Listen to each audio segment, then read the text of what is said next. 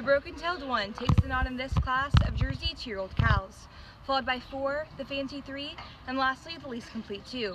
Starting off with my top placing today of 1 over 4.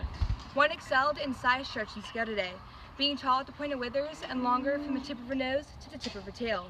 She carried this quality of capacity into her body today, displaying more depth at her barrel and carrying this quality over her flank as well as her girth.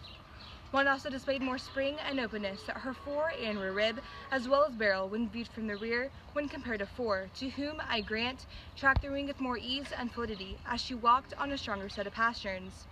In my intermediate placing today of 4 over 3. 4 had an overall advantage in mammary today, displaying the best mammary system in the class, as she had a higher and wider rear attachment, as well as the ideal teat size, shape, and placement, as she carried her teats more squarely beneath her. In addition to this, she also had an overall advantage in rump structure today, displaying more width from hook to hook, pin to pin, as well as more distance without her hooks and pins.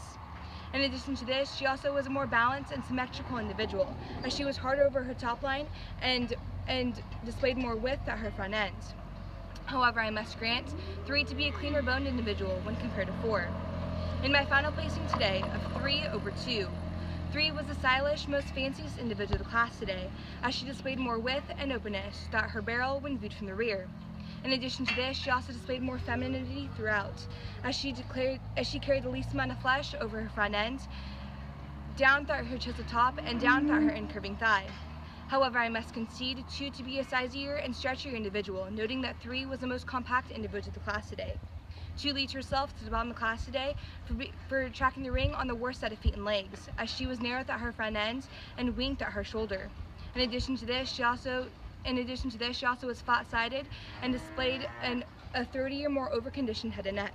For these reasons, she cannot be placed any higher. For these reasons, I place this class of Jersey 2-year-old cows 1-4, 3-2.